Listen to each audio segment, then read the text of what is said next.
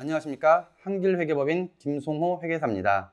저는 오늘 협동조합 기본법 의무사항 및 경영공시에 대해서 교육을 하도록 하겠습니다. 오늘 교육의 주요 내용은 첫 번째로 사회적 협동조합이란 무엇인지, 두 번째 협동조합의 기본법상 의무사항, 세 번째로 협동조합 경영공시의 이행, 마지막으로 자주 하는 질문 순서로 진행을 하도록 하겠습니다. 첫 번째 사회적 협동조합에 대해서 말씀을 드리겠습니다.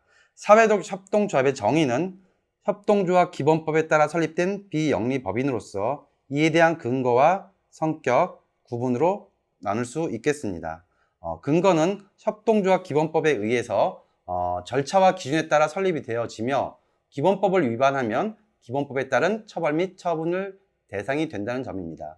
성격은 이익 등을 구성원들에게 분배하지 않는다는 점, 이 부분은 비영리 법인이기 때문에 이익을 분배하지 않습니다. 마지막으로 협동조합은 법인으로서 단체, 개인 사업자와는 구분이 되어집니다.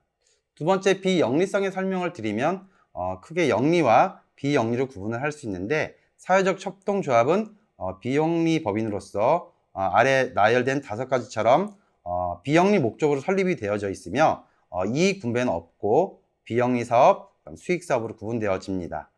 법률은 민법, 특별법에 의해 근거되며 예를 들면 사단, 재단법인 등이 이에 속합니다. 법인격을 보면 앞에서 말씀드린 바와 같이 개인이나 단체랑은 구분이 되는 법인으로서 구성은 다수인 또는 법인 등이 출자하여 설립되며 설립 인가 또는 등기를 통해 설립이 되어지며 해산은 해산 및 청산을 통해 이루어집니다. 과세 부분은 법인격이기 때문에 법인세법 적용을 받으며 모든 출자자는 지분 한도만큼 유한 책임이 있습니다. 두 번째로 협동조합 기본법상 의무사항에 대해서 말씀을 드리겠습니다. 첫 번째 인가 요건을 보시면 기본법 제85조 설립 인가에 대해서 기획재정부 장관은 아래 3가지를 제외하고는 반드시 협동조합 설립을 인가하여야 된다는 점입니다. 아래 3가지를 보시게 되면 설립인가 구비서류가 미비된 경우, 사업계획서의 내용이 법령을 위반한 경우, 그 밖에 설립인가 기준에 미치지 못하는 경우를 제외하고는 기재부 장관은 설립을 인가하여야 합니다. 두 번째 시행령 제19조를 보시게 되면은 발기인에게 설립 동의서를 제출한 자, 즉 설립 동의자가 반드시 5인 이상일 것, 이것도 명심을 하셔야 될 것이며, 두 번째로 다양한 이해관계인 가운데 2 이상의 이해관계인을 포함하여 구성할 것. 여기서 말하는 이해관계자는 생산자, 소비자, 직원, 자원봉사자 및 후원자, 이렇게 5가지의 이해관계자가 있는데 이 중에 2 이상의 이해관계자를 반드시 포함하여 구성하여야 된다는 점입니다. 두 번째로 총회 및 이사회 활동에 대해서 말씀을 드리겠습니다. 기본법 제28조에서는 총회에 대해서 매년 1회 정관으로 정하는 시기에 소집한다고 되어 있습니다. 총회는 반드시 매년 1회 개최가 되어야 된다는 의미입니다. 두 번째 제29조 총회의 의결사항을 보시면 여러 가지 내용이 많이 있지만 제일 중요한 부분은 결산보고서의 승인입니다. 총회에서 결산보고서의 승인이 이루어져야 된다는 점입니다. 계속해서 총회의 의사록 부분을 보시게 되면 총회 의사록은 반드시 의장과 총회에서 선출한 조합원 3인 이상이 기명 날인하거나 서명해야 된다는 점입니다. 기명 날인하고 서명을 한 의사록이라 하더라도 증빙으로 첨부하실 때는 기명 날인하거나 서명된 파일이 아닌 그냥 한글 파일을 올리시는 경우가 있는데, 그러시면 안 되고 반드시 기명 날인하거나 서명되어 있는 파일을 첨부하셔야 합니다. 총회 관련 필수 의무사항입니다. 앞에서 설명드렸듯이 반드시 1년에 1회 개최를 하셔야 되고, 총회는 결산보고서 승인이 이루어지며 3인 이상이 기명 날인하거나 서명하여야 한다는 점입니다. 좀 중요한 부분은 경영공시 목적으로 저희가 경영공시 입력 기한은 회계연도 종료 후 4개월 이내입니다. 4개월 이내에 결산총회를 반드시 개최하셔야 합니다. 세 번째로 사업에 대한 부분입니다. 기본법상 사업에서 말하는 의미는 주사업을 의미하며 93조 사업을 보시면 1번부터 5번까지 나와 있습니다. 우리가 소위 말하는 지역사업형, 취약계층 사회서비스 제공형, 취약계층 고용형, 위탁사업형, 기타 공익 증진형이 이에 포함됩니다. 이 5가지 사업에 대해서 주사업은 협동조합 전체 사업량의 100분의 40 이상이어야 된다는 것을 명심하시면 될 것 같습니다. 계속해서 앞에서 설명드린 바와 같이 크게 5가지 사업, 여기서 나열한 1번부터 5번까지 다 100분의 40 이상을 주 사업으로 충족을 해야 된다는 내용입니다. 반드시 주 사업은 100분의 40 이상이 되어야 한다는 것을 명심하시면 될 것 같습니다. 표준정관 제60조에 보면 주 사업의 종류와 설립인가 판단 기준이 나와 있습니다. 중요한 부분은 주 사업의 종류를 반드시 정관에 명시를 하셔야 된다는 점입니다. 네 번째, 법정 적립금입니다. 저희가 경영공시를 하면서 제일 중요하게 생각하는 부분이고 제일 안 되는 부분이 법정 적립금 부분인데요. 여기서 한번 짚고 넘어갈 부분이 기본법 제97조를 보면은 매 회계연도 결산의 결과 잉여금이 있는 때 해당 연도 말 출자금 납입 총액의 3배가 될 때까지 잉여금의 100분의 30 이상을 법정 적립금으로 적립하여야 된다. 이 말입니다. 저희가 첫 해 연도에 사업을 시작하고 그 해에 이익이 발생을 한다면 그 이익에 대해서 100분의 30 이상을 법정 적립금으로 반드시 적립을 하셔야 된다는 겁니다. 언제까지? 출자금 납입 총액의 3배가 될 때까지입니다.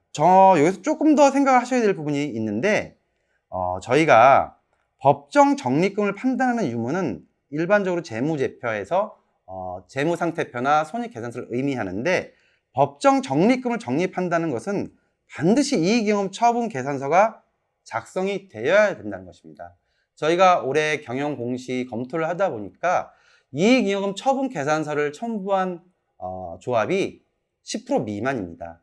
이익잉여금 처분계산서를 작성하지 않고 첨부를 안 하신다면 저희는 법정 적립금이 적립되었는지 유무를 판단하기 상당히 어렵습니다.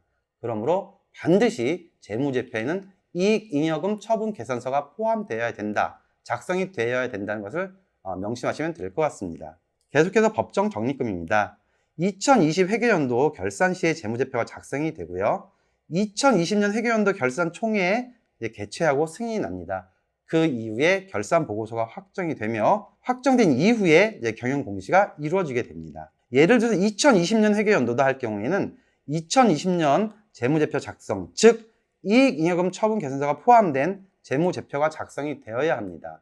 작성이 된 이익잉여금 처분계산서가 포함된 재무제표를 결산총회 때 결산보고서를 승인을 받으셔야 됩니다. 그리고 2021년 경영공시 결산보고서를 제출을 하셔야 됩니다. 여기서 가장 중요한 사항은 이 부분입니다.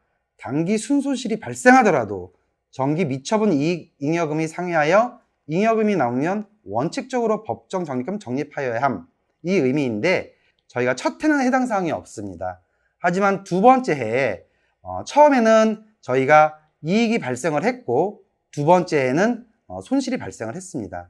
하지만 첫 번째 해에 이익이 100원이 발생을 하고 두 번째 해에 50원의 손실이 발생을 했다면 결과적으로 저희 미처분 이익잉여금은 50원이 됩니다. 즉 이 50원의 미처분 이익잉여금이기 때문에 이 부분이 법정 적립금으로 적립이 되어야 된다는 의미입니다. 단기에 50원이 손실 났다, 이 부분만 보시고 손실이 났으니 법정 적립금을 적립할 필요가 없겠구나, 이런 의미가 아니라는 것입니다. 법정 적립금은 추후에 다시 설명을 드리도록 하겠습니다. 다섯 번째로 공개 및 공시 의무입니다. 기본법 제96조의 이 경영공시를 보시면 아래와 같이 모든 내용이 공시되어야 한다는 것입니다. 정관, 사업결산보고서, 이사회 활동사항, 사업결과보고서. 1번부터 4번까지의 내용은 경영공시사항에서 다시 한번 설명을 드리도록 하겠습니다. 이제 여섯 번째로 의무를 위반하는 경우입니다. 기본법에서는 설립인가의 취소라든지 벌칙, 과태료 등에 대해서 이렇게 명시를 하고 있습니다. 기본법 제112조를 보면 설립인가의 취소 부분입니다. 여기서 제일 중요한 부분은 설립인가를 받은 날로부터 1년 이내에 주사업을 개시하지 않거나 1년 이상 계속하여 사업을 실시하지 않은 경우, 또는 설립인가 기준에 미달하게 된 경우, 이럴 경우에는 설립인가가 취소되게 됩니다. 여기서도 명심해야 될 부분은 기준 미달이 된다는 얘기는 주사업이 100분의 40 미만일 경우를 의미합니다. 반드시 주사업은 전체 사업의 100분의 40 이상이 되어야 한다는 것입니다. 다음 117조에서 벌칙을 나열하고 있습니다. 이 부분에서는 아까도 설명드렸지만 법정 적립금 적립 의무 위반입니다. 결산보고서 미승인, 총회 의결사항에 대하여 의결받지 않고 집행한 경우, 3년 이하의 징역 또는 3천만 원 이하의 벌금 부과 가능으로 되어 있습니다. 이번에 과태료입니다.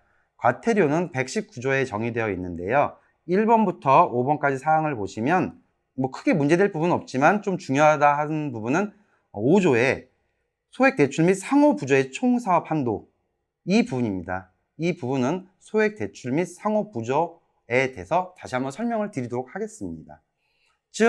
근데 여기서 좀 중요한 부분은 이 사업을 부적정하게 운영한 경우, 즉 소액 대출과 상호 부조 사업입니다. 운영한 경우에는 200만 원 이하의 과태료가 부과가 가능합니다. 계속해서 서류 비치나 경영 공시 미공시의 경우에도 100만 원 이하 과태료가 부과 가능합니다. 이번에 협동조합 경영 공시, 오늘 교육하는 것에 가장 핵심이 되는 경영 공시에 대해서 설명을 드리겠습니다. 이 개요 부분인데요. 첫 번째 목적과 근거, 시기가 나와 있습니다. 목적과 근거는 다들 이해하실 거고, 근거는 협동조합 기본법, 시행령, 시행규칙에 나와 있는 부분이고요. 좀 가장 중요한 부분이 매 회계연도 결산일로부터 4개월 이내랍니다. 3개월이 아닌 4개월 이내, 즉 매년 1월 1일부터 12월 31일까지 회계연도인 경우 2020년 4월 말까지 경영 공시가 완료되면 됩니다.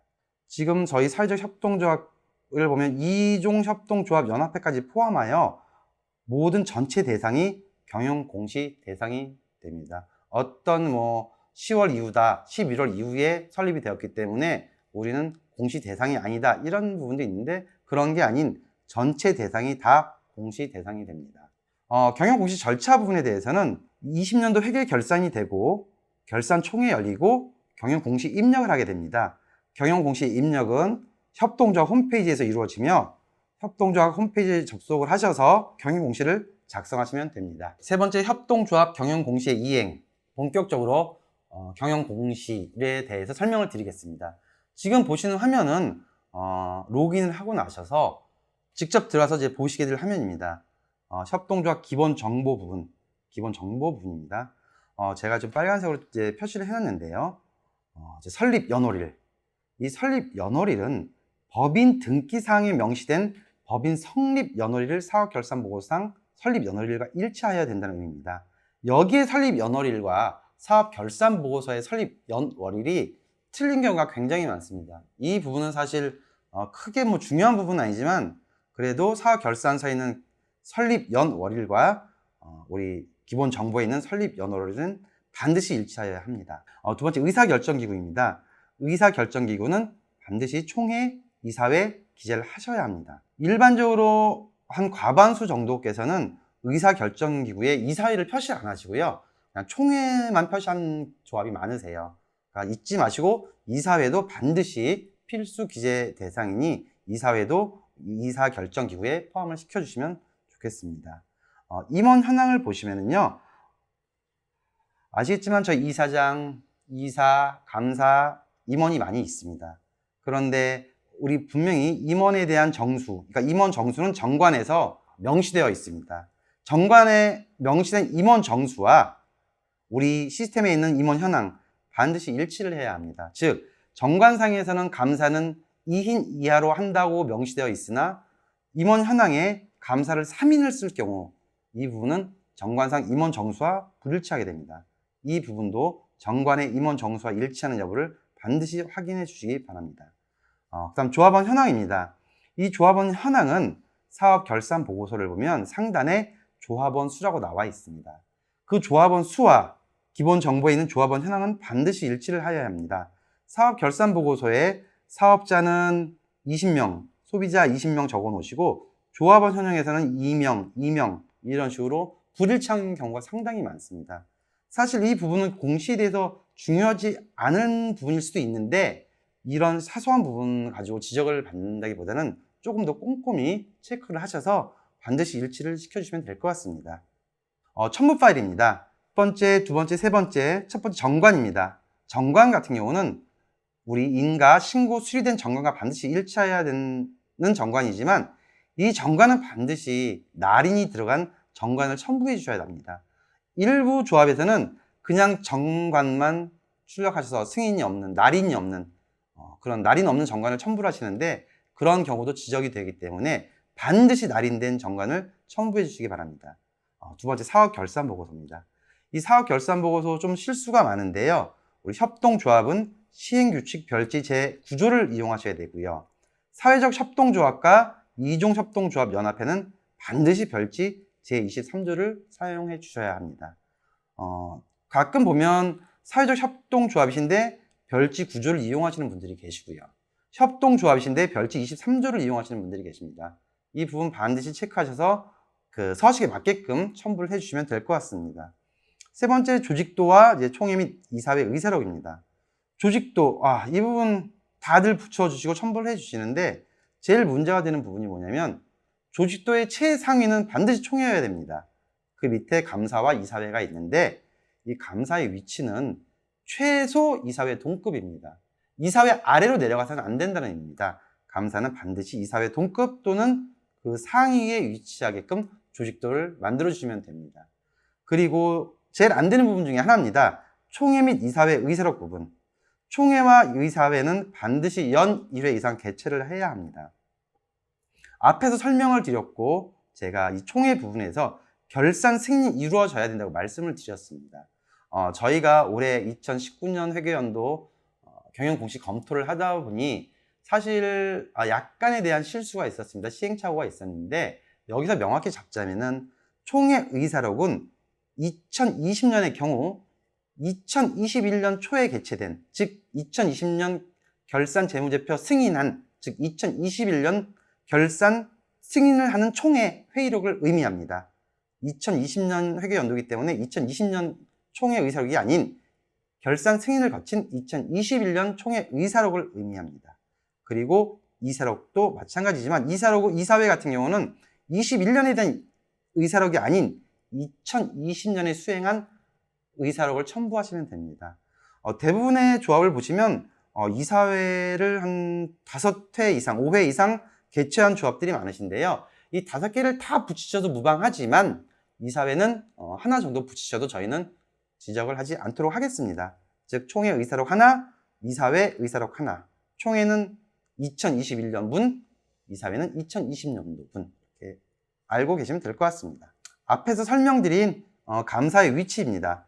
총회가 최상위 위치하고 감사와 이사회, 최소 감사는 이사회 동급 또는 그 이상의 위치를 해야 되기 때문에 이 위치 잘 봐주시면 될 것 같습니다. 네, 이제 기본 정보 사업 결산 보고서에 대해서 설명을 드리겠습니다. 앞에서도 설명을 드렸지만 이 사업 결산 보고서는 크게 협동조합용 사업 결산 보고서가 있고 사회적 협동조합용 결산 보고서가 있습니다. 사업 결산 보고서를 보시게 되면 아까 설명드린 이제 조직 개요 부분에 조합명이 있고요. 이 설립 연월일. 이 설립 연월일이 앞에서 설명한 이 설립 연월일과 반드시 일치해야 된다는 부분입니다. 제가 지금 이제 계속 왔다 갔다 하면 좀 헷갈릴 수 있으시니까 여기 앞에서 설명한 부분은 이제 이해를 하시고 계속 뒤쪽으로 설명을 나가도록 하겠습니다. 그 다음 출자금이 있고요. 조합원 수가 있습니다. 이 조합원 수가 앞에서 설명드린 조합원 현황입니다. 조합원 현황에 있는 숫자와 여기 조합원 수에 있는 숫자가 반드시 일치해야 한다는 점입니다. 지금 설명드리는 부분은 이제 협동조합용이기 때문에 별지 제9호 서식입니다.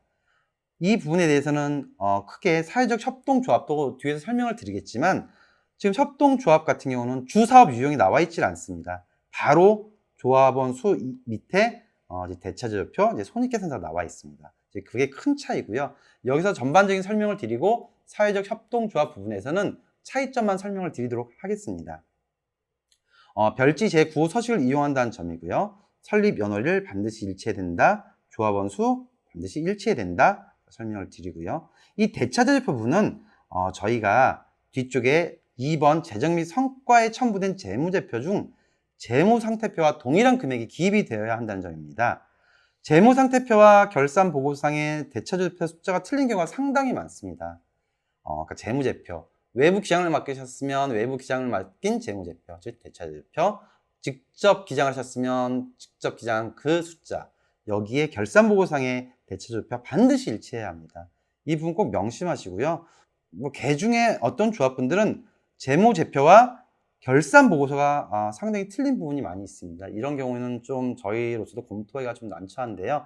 반드시 공이 재정 및 성과에 첨부된 재무제표와 동일한 금액을 기입해 주셨으면 좋겠습니다. 그리고 참고로 대차제조표에 들어가는 모든 금액은 양수로 기입이 되어야 합니다.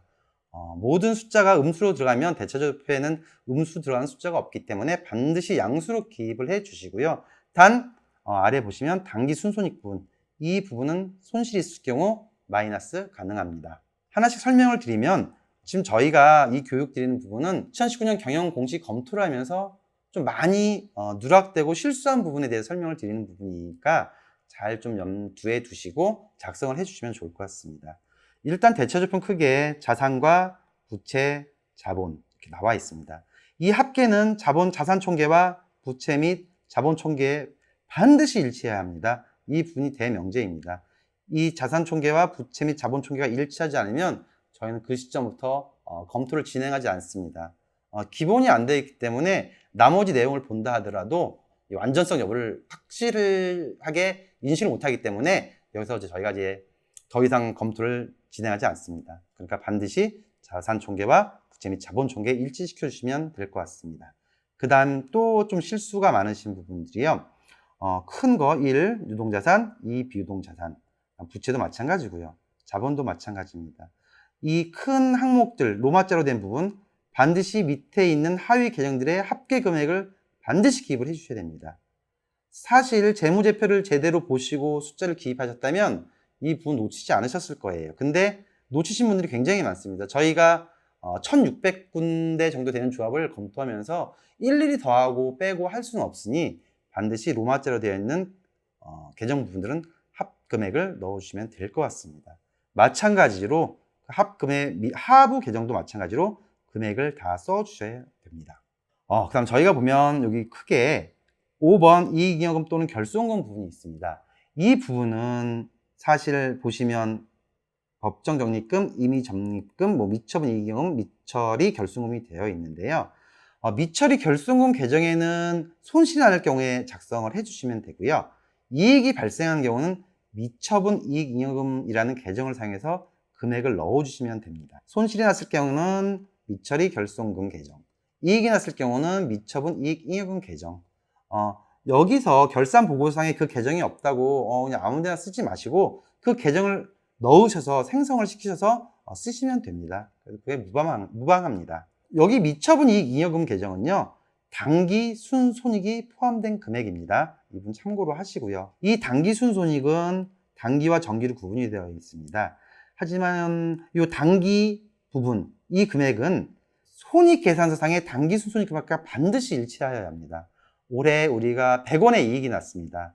그래서 당기 순이익이 100원인데 대차제조표 당기 부분에도 똑같이 그 100원의 이익이 와서 100원이라고 기입이 되어야 하는데 이 부분이 당기 순이익과 틀린 금액이 기입된 경우가 상당히 많습니다. 이 부분 꼭 확인하셔서 손익계산서상의 당기 순손익이 대차제조표 당기 순손익의 당기 부분과 일치하도록 꼭 맞춰주시길 바랍니다. 그 다음 제일 중요한 법정적립금, 이 부분 뒤에서 좀 더 자세하게 설명드리도록 하겠습니다. 손익계산서입니다. 앞에 대차제조표와 마찬가지로 이 손익계산서도 2번 재정 및 성과에 첨부된 재무제표, 그러니까 손익계산서와 동일하게 금액을 기입해 주시면 됩니다. 로마자 모든 수 다 합산금액 기입해 주시고요. 이 하부 계정들 합산금액 각각의 계정 금액을 넣어주시면 됩니다. 여기서 보시면 영업손익이라든지 영업의 수익, 영업의 비용 이런 부분들, 여기서 손익계산서는 음수표기 가능합니다. 매출총액에서 판매비 관리비를 뺐는데 이게 마이너스 나온다. 영업손익 마이너스 처리해 주시면 됩니다. 손익계산서는 대차제조표와 다르게 음수 기입 가능합니다. 그렇게 해주시면 될 것 같고요. 마찬가지로 하부 계정들 꼭 금액 넣어주시고요. 아까 말씀드린 당기 순손익 금액, 여기에 있는 당기 순손익 금액은 대차제조표에 있는 당기 순손익의 당기 금액과 일치해야 된다. 이 부분 명심하시면 될 것 같습니다. 이제 똑같은 사업 결산 보고서 부분인데요. 이번에는 사회적 협동조합, 이종협동조합 연합회, 이 두 부분에 대해서 앞에서 설명드린 협동조합과 차이점 부분만 설명을 드리도록 하겠습니다. 나머지 부분 거의 대동소이합니다. 설립 연회를 맞춰주셔야 되고요. 조합원 수 맞춰주셔야 되고요. 그 다음 제일 중요한 이제 주사업 유형이 있습니다. 사회적 협동조합에만 나오는, 협동조합에는 없는 주사업 유형이 있습니다. 앞에 협동조합 의무상에 말씀드린 것 같이 크게 5가지의 사업으로 되어 있습니다. 이 사업을 이제 영위하신 정관에 표기된 주사업 내용을 여기 체크해 주시면 됩니다. 그것과 정관에 있는 주사업 유형, 여기에 표기된 주사업 유형 반드시 일치하여야 합니다. 그리고 똑같이 대차조표 부분, 똑같이 앞에 사업 협동조합과 동일하게 똑같이 재무제표 동일하게 입력해 주시면 됩니다. 손익계산서 마찬가지입니다. 이 부분도 협동조합에서 설명드린 부분과 마찬가지로 금액 기입해 주시고요. 내용 보시면 이해하실 수 있을 것 같습니다. 네, 손익계산서 동일합니다. 반드시 당기순손익, 대차조표 당기순손익의 당기와 일치해야 된다.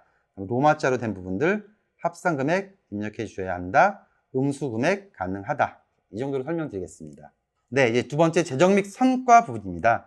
이 재정 및 성과 부분은 저희가 첫 번째 기본 정보에서 사업 결산 보고서를 완료를 했습니다. 사업 결산 보고서는 재무제표와 반드시 일치해야 된다고 말씀을 드렸고, 그 일치된 숫자, 즉 결산 보고서에 기입된 모든 숫자는 두 번째 재정 및 성과에 대차제조표, 손익계산서에 금액을 기입을 하셔야 됩니다. 재무제표와 사업 결산 보고서는 동일하게 숫자를 기입을 잘 해 놓으셨고 일치를 시켜 놓으셨는데, 여기에 자산, 부채, 자본 이 부분을 틀리게 기입하신 분들이 상당히 많으세요. 절대 그렇게 하지 마시고 3가지 재무제표, 사업 결산 보고서, 시스템상의 재정 및 성과의 대차제조표, 손익계산서 이 3가지 반드시 일치해야 됩니다. 그러니까 꼭 기입하실 때 재무제표, 사업 결산 보고서, 재정 및 성과의 대차제표, 손익계산서 꼭 금액 확인해 주시기 바랍니다. 지금 저희가 검토할 때는 자산, 부채, 자본, 출자금, 법정 적립금 이렇게만 볼 수 있고요. 손익계산서 매출액, 영업손익, 영업외 수익, 당기 순손익만 볼 수 있습니다. 하지만 조합하고 좀 얘기를 많이 하고 통화를 하다 보면은 직접 입력하시는 분들은 매출액, 매출원가, 판매비와 관리비, 영업손익, 영업수익, 영업외 수익, 영업외 비용, 법인세 차감 전 순이익 다 보실 수 있다고 합니다. 그러니까 그럴 때는 반드시 그 로마자로 된 부분 있지 않습니까? 앞에서 손익계산서 설명드린 부분은 반드시 금액을 입력하셔야 돼요. 입력을 하셔야 되지만 그 금액이 이쪽으로 딸려 들어오게 되어 있습니다. 입력을 안 하시게 되면 어떤 일이 벌어지게 되냐면, 영업의 수입량 입력을 하시고 영업의 비용을 입력을 안 하셨어요. 왜? 밖에서 보여지는 게 없기 때문에. 그런 경우에는 영업의 비용이 가만히 안 되기 때문에 당기 순손실이 났음에도 불구하고 이 시스템상에선 당기 순이익이 난 것처럼 보입니다. 즉 마이너스가 나와야 되는데 플러스가 나온다는 의미입니다. 반드시 기입하실 때 하나하나 꼼꼼히 체크하시고 금액을 기입해 주시면 될 것 같습니다. 제일 중요한 여기 법정 적립금 이 부분입니다. 아시겠지만 여기 대차제표 손익계산서는 2020년으로 말씀을 드리면, 그러니까 2019년으로 말씀을 드리면 2019년 현재 재무제표, 대차제표와 손익계산서에 써 있는 금액이 들어가야 된다는 의미입니다. 뒤에 설명을 드리겠지만 법정 적립금 적립을 하게 되면은요, 2019년에는 법정 적립이라는 개정 과목에 금액이 들어가지 않습니다. 여기에 들어가는 법정 적립금, 적립을 한다는 의미는 차기년도 재무제표에 금액이 기입됩니다. 그 부분 명심하시고요. 법정 적립금 부분에서 좀 더 자세히 설명을 드리도록 하겠습니다. 첨부 파일 아까 말씀드린 여기에 첨부 파일, 여기에 있는 재무제표, 여기에 첨부된 재무제표가 앞에서 설명드린 사업 결산 보고서와 동일해야 된다는 말씀입니다. 그런데 우리 조합분들은 여기에 첨부된 서류가 대차제조표, 손익계산서를 첨부해 주시는데요. 외부 기장 맡기신 분들 기장 업체에서 받은 재무제표 올려주시고요. 직접 기장하신 분들은 직접 기장한 재무제표 올려주시는데요. 몇몇 조합분들은 그냥 사업 결산 보고서를 첨부하시는 분들이 계세요. 사업 결산 보고서를 첨부하면 저희는 비교할 수 있는 대상이 없습니다. 그런 경우에도 검토 중단합니다. 반드시 재무제표 첨부해 주시고요. 이 재무제표에는 위에 있는 대차제조표와 손익계산서가 있다고 이 2개만 첨부하시면 절대 안 됩니다. 왜? 법정 적립금 너무나 중요하죠. 이 법정 적립금 확인할 수 있는 이익, 이익금 처분 계산서 또는 결손금 처리 계산서 반드시 첨부해 주셔야 됩니다. 이게 첨부가 안 될 경우 법정 적립금 미적립으로 처리를 할 수밖에 없습니다. 그러니까 명심하시고 이 재무제표 첨부 파일은 대차제조표, 손익계산서 이익잉여금 처분 계산서까지 반드시 첨부해 주셔야 되는 거 명심하시면 좋겠습니다. 이번에 가장 중요한 이제 법정 적립금, 이제 조합원분들이 힘들어하시는 법정 적립금을 이제 설명해 드리도록 하겠습니다. 사실 이익잉여금 처분 계산서는 외부 기장을 맡기는 경우는 별 신경 안 쓰셔도 될 겁니다. 하지만 제가 이제 참고로 말씀을 드릴 부분은 세무법인이든 이제 회계법인이든 회계사든 세무사든 외부 기장에 맡기실 때 우리 협동조합은 반드시 당해 이익잉여금의 30%를 법정 적립금으로 적립을 해야 된다는 사실을 외부 기장 업체에 말씀을 해 주셔야 돼요. 말씀을 안 해주시면 그분들 똑같이 이 법정 적립금 적립을 해 주지 않으시거든요. 그러니까 외부 기장을 쓰면서도 법정 적립금 미적립이 되면 굉장히 억울하시잖아요. 그러니까 이 부분, 협동조합 기본법에서 명시된 법정 적립금을 적립해야 된다. 사회적 협동조합은 30%, 협동조합은 10%. 반드시 적립을 해야 된다는 부분을 외부 기장의 업체에 알려주시고요. 자체 기장하시는 분들은 이익잉여금 처분 계산서 작성하시기 상당히 힘드실 거예요. 그러니까 일단 이익잉여금 처분 계산서에 대해서 그 이제 로직에 대해서 제가 간단히 설명을 드리도록 할게요. 일단 여기 보시면 지금 제 5기, 제 6기로 되어 있습니다. 그러면 제 전기와 이제 단기가 되겠죠. 이익잉여금 처분 계산서는 보시면은 올해 보시면 당기 순이익이 1,143만 600원이 되어 있습니다. 이 앞에 거는 이제 제 4기에서 온 금액이 있죠. 4기에서 이제 2월 된 금액입니다. 참고로 보시면 되고요.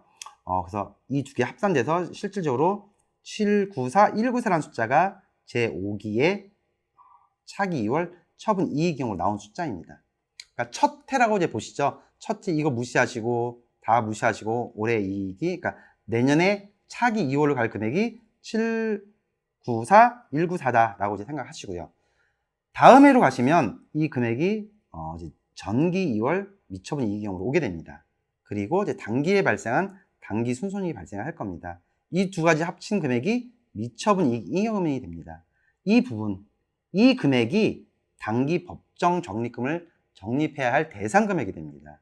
이 금액의 30%, 이 금액 30%를 법정 적립금이라는 계정과목을 생성하셔서 금액을 써주시고요. 예, 똑같은 금액을 이익잉여금 처분액이라는 금액으로 하셔서 왼쪽에는 법정 적립금, 우측에는 이익잉여금 처분액을 쓰셔가지고 이 30%만큼입니다. 이 숫자는 미처분 이익잉여금의 30%, 그리고 나머지 미처분 이익잉여금에서 처분액을 제외한 나머지 금액이 차기 2월 이익잉여 금액이 됩니다. 이 부분은 그래서 법정 적립금을 예를 들어서 저희가 622540구를 올해 적립을 했다. 즉 미처분 이익잉여금의 30%니까 이걸 적립을 했다 하면 이 금액이 저희 19년 자본에 있는 법정 적립금으로 가는 금액이 아닙니다. 이 금액은 이익잉여금 처분 계산서에만 남아있는 금액이고 이 금액은 2020년 자본에 있는 법정 적립금에 기입이 되게 됩니다. 그래서 제가 말씀드리는 게 19년도 대차저조표랑 손익계산서를 보면 법정 적립금 적립을 했는지 안 했는지 저희가 확인을 할 수가 없어요. 즉 이익잉여금 처분 계산서를 통해서 법정 적립이 적립된 부분, 이 수치를 봐야지만 법정 적립금이 적립되었다라고 저희가 인정을 해드릴 수 있습니다. 그렇기 때문에 이 법정 적립금 이익잉여금 처분 계산서를 통해서 적립한다, 이 부분 좀 확인해 주시고요. 이 반드시 비교식을 붙여주셔야 돼요. 비교식을 붙여주셔야 저희가 작년에 얼마를 적립하셨고 이 금액이 정확히 반영이 되어 있구나라는 걸 볼 수가 있습니다. 비교식으로 제가 1번부터 5번까지 이 계산하는 작성 순서를 좀 써드렸어요. 이 부분을 좀 보시면 될 것 같은데 실질적으로 한두 번 정도 작성해 보시면 뭐 좀 편안해질 텐데 처음 보시는 분들은 굉장히 좀 난해하실 거예요. 하지만 저희가 만약에 2020년도에도 경영 공시를 검토를 하게 된다면 이익잉여금 처분 계산서를 첨부 안 하셨다거나 하는 부분은 미적립으로 간주해서 저희가 반려를 해드릴 생각입니다. 그러니까 반드시 재무제표의 일종인 이익잉여금 처분 계산서를 반드시 첨부하시고 반드시 30% 이상을 적립하시길 바랍니다. 그러니까 법정 적립 적립입니다. 이 부분은 아까 말씀드린 대로 협동조합은 10%, 사회적 협동조합 30%입니다. 이 아까 말씀드린 총회 의사록에 반드시 결산 보고 이제 승인은 당연히 들어가야 되고요. 총회 승인을 득한 이 법정 적립금은 말씀드린 대로 단기 적립된 적립금은 이익잉여금 처분 계산서에만 나오고요. 대차조표는 나타나지 않는다는 부분 반드시 명심을 하셔야 됩니다. 그런데 법정 적립금을 적립하지 않아도 되는 예외 사항이 있습니다. 일반적으로 법정 적립금을 적립한다는 얘기는 미처분 이익 잉여금이 플러스일 경우는 무조건 법정 적립금을 적립을 합니다. 즉 그 말은 뭐냐면 첫 해에 저희가 100원의 이익을 냈습니다. 그래서 적립을 30원을 했어요. 그러면 이제 이익이 났겠죠? 근데 2000년도에 손실이 50원이 났습니다. 그러면 올해 손실이 났으니 우린 법정 적립금 적립을 안 해도 되겠네? 이게 아니라는 의미입니다. 즉 미처분 이익 잉여금이 단기 순손이 났더라도 이걸 초과해서 미처분 이익 잉여금이 플러스이다면 그 부분에 대해서 법정 적립금을 반드시 적립을 해야 된다는 얘기입니다. 그런데 작년에 100원의 이익이 나고 올해 150원의 손실이 났습니다. 그러면 당연히 이제 결손금이 생기게 되죠. 이럴 때는 법정 적립금을 적립하지 않으셔도 무방합니다. 그렇게 해서 이제 이익잉여금 처분에서 작성 방법과 법정 적립금 이제 적립 예외사항 부분을 이제 설명을 들었고요. 좀 중요한 부분을 하나 더 설명을 드리자면 이익잉여금 처분 계산서에는 반드시 법정 적립금이라는 계정을 쓰셔야 돼요. 사실 올해 검토할 때 이익준비금에 반영하신 조합들이 몇 분 계셨는데 이 부분들은 저희가 올해는 그냥 넘어갔어요. 하지만 2020년도에는 반드시 법정 적립금 계정을 이용하셔서 이 계정을 통해서 적립을 해주시면 감사하겠습니다. 참고로 기업 합리화 적립금으로 적립한 조합들은 인정 안 해드렸습니다.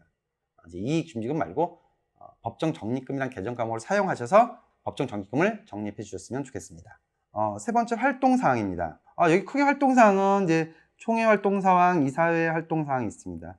말씀드렸듯이 첫 번에 기본정보에서 저희가 첨부하는 거 총회 그리고 이사회 의사록인데 거기에는 한 개 정도만 첨부해 주시면 돼요. 총회 의사록은 말씀드린 대로 2020년도 회계연도라면 2021년 초에 개최된 즉 2020년도 결산 승인을 거친 총회 의사록 그쵸? 그 해가 아니겠죠? 그 차기 해에 3월에 개최된 또는 4월에 개최된 그 총회 의사록 붙여주시면 되고요. 이사회 의사록은 이제 많이 했더라도 1회 정도만 붙여주시면 됩니다. 첨부 파일에는. 하지만 이 활동사항에는 그렇게 하시면 안 됩니다. 총회를 3번 개최하시면 총회 개최한 걸 쭉 써주시고요. 이사회를 개최하는 활동사항이 있으면 쭉 써주시면 됩니다. 즉 이사회 10번 하셨으면 10번을 쭉 써주시면 되고요.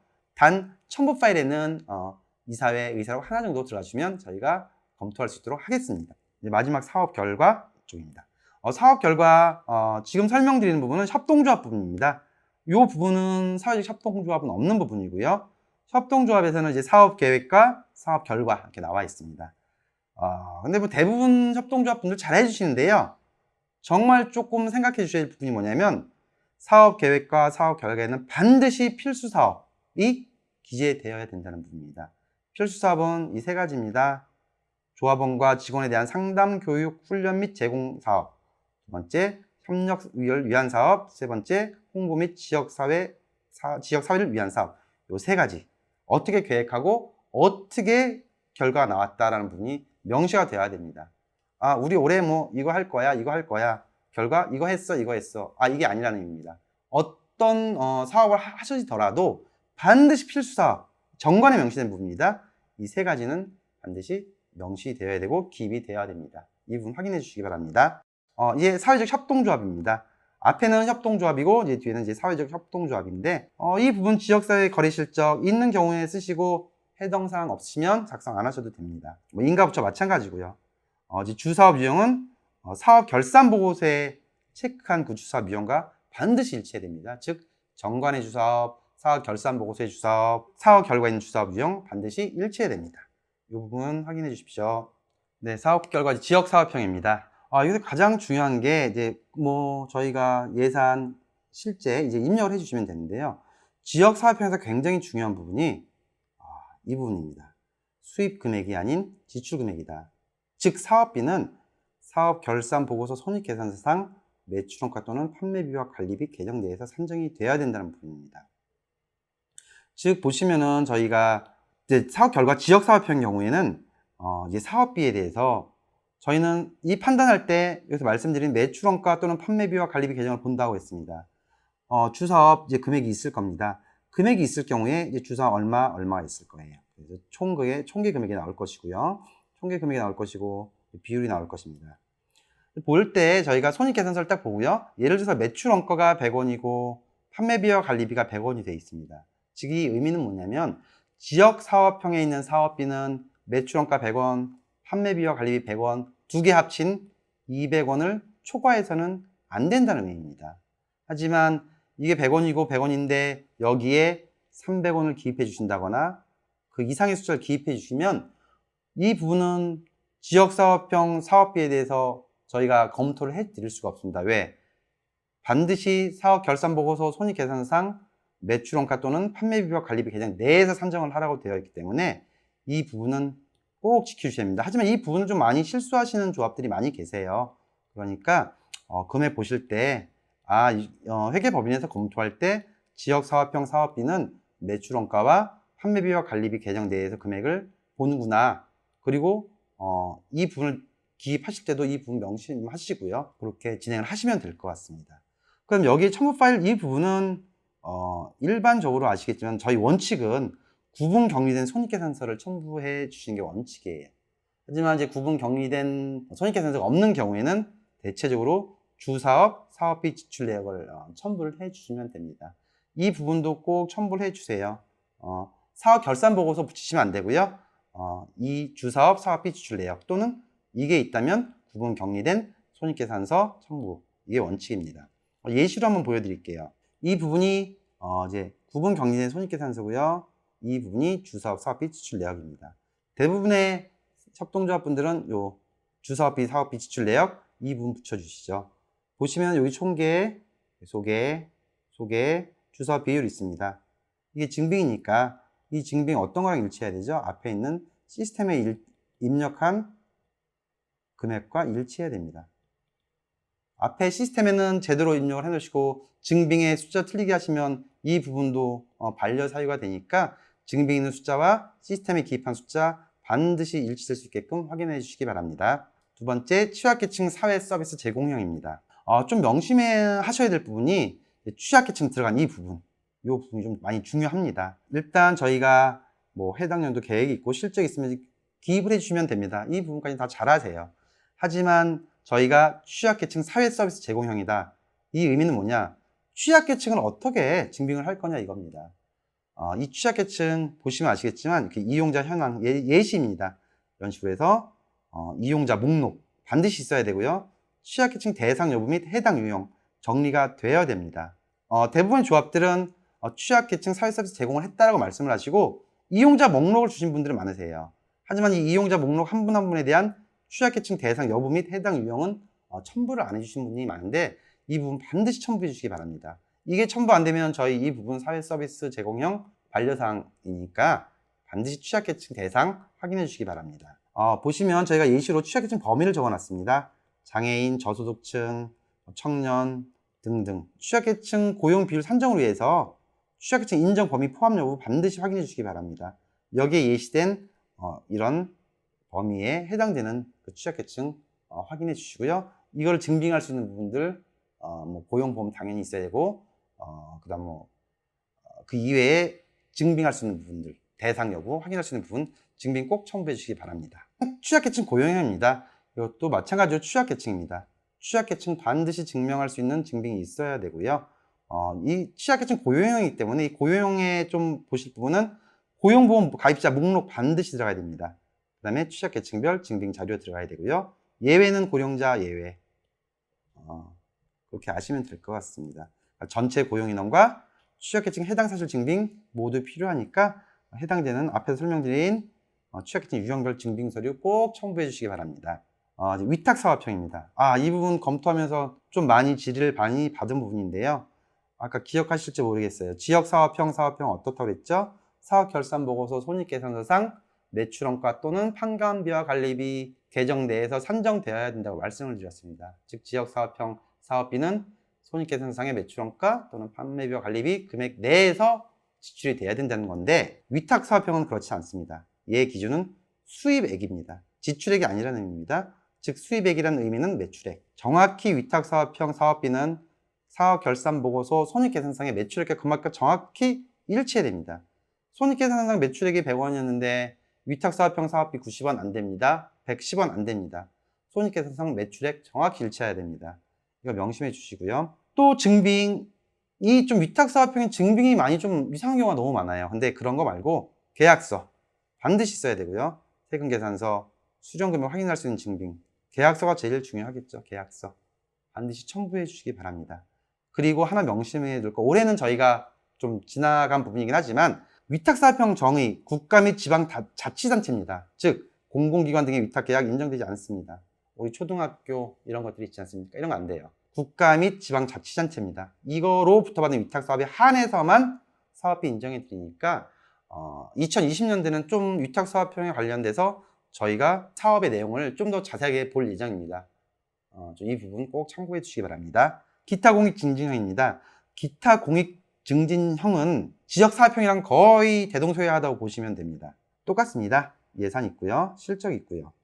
소개, 총계 또 똑같이 있습니다. 얘도 마찬가지로 기타 공익 증진형도 지역사업형과 동일하게 매출원가, 판관비, 계정내 산정 초과돼서는 안 된다. 똑같습니다. 첨부 파일, 구분 경제 손익계산서 원칙 없으실 경우 사업비 지출 내역.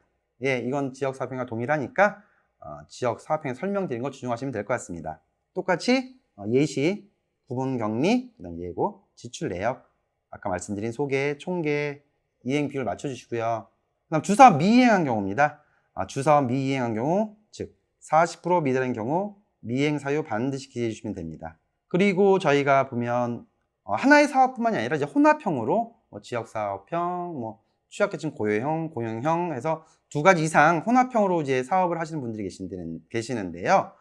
지금 저희 주사업의 기준이 100분의 40이라고 말씀을 드렸고요. 이 경우 각 유형의 비율 합산이 100분의 40 이상이어야 됩니다. 요거 명심해 주시고요. 확인해 주시면 감사하겠습니다. 그 다음 아까 설명드린 이제 소액 대출 상호 부조 사업입니다. 이 부분은 해당 사항이 있으면 작성해 주시고요. 해당 사항이 없으면 해당 사항 없으므로 미실시라고 체크해 주시면 됩니다. 하지만 소액 대출과 상호 부조 조항이 있는 경우에는 반드시 작성을 하셔야 되고요. 앞에 우리 의무사항 위반할 시 그거에 대한 과태료 부분에서 보셨지만 이 부분에 대해서도 정확히 기재를 해 주셔야 됩니다. 자주 하는 질문, 경영공시 의무위반, 시기, 자료 이렇게 되어 있습니다. 경영공시 하지 않거나 불성실하게 되는 경우 불이익이 있나요? 네, 불이익이 있습니다. 시정명령 과태료 앞에서 의무사항 위반 시 설명을 드렸습니다. 경영공시 시기 말씀드렸죠? 매 회계연도 결산일로부터 4개월 이내 12월 31일인 경우 4월 말까지, 그 다음 2월 28일일 경우는 6월 말까지 이렇게 아시면 되겠습니다. 협동조합이 필수로 첨부해야 하는 파일이 어떤 게 있나요? 예, 많이 있습니다. 정관 어떻게 된 거, 기명날인 되어 있는 거, 총회, 이사회 의사록 어떻게 1년에 한 번 반드시 첨부를 해주셔야 되고, 총회는 차기 년도에 초회 결산 승인을 한 총회 의사록이고요. 이사회 의사록은 당에 한 번이라도 하든 이사회 의사록 첨부해 주시면 되고요. 조직도 어떻게 했죠? 감사 위치 중요하다고 말씀드렸고요. 사업 결산 보고서와 증빙 자료 반드시 첨부해 주셔야 합니다. 사업 결산 보고서 재무제표와 비교하실 수 있어야 되고요. 이 부분 다시 한번 짚어주시면 될 것 같습니다. 경영공시 이제 회원가입 부분인데요. 이제 저희는 협동조합 홈페이지 접속하셔서 회원 가입하셔서 경영공시 하시면 됩니다. 협동조합 기본 정보 수정 어떻게 하나요? 협동조합 관리 시스템에서 수정하시면 됩니다. 상시 상담이라는 게 저희가 이제 협동조합 홈페이지에서 진행을 하고 있는데요. 경영공시를 하던 아니면 사업을 영위하시면서 어렵고 힘들거나 궁금하신 사항이 있으시면 협동조합 홈페이지에 접속하셔서 상시상담 게시판을 클릭하셔서 상시상담을 올려주시면 저희 법인에서 확인을 하고 답변을 달아드리도록 하겠습니다. 그러면 이제 질문하시고 답변 확인하시고 이제 하시면 될 것 같습니다.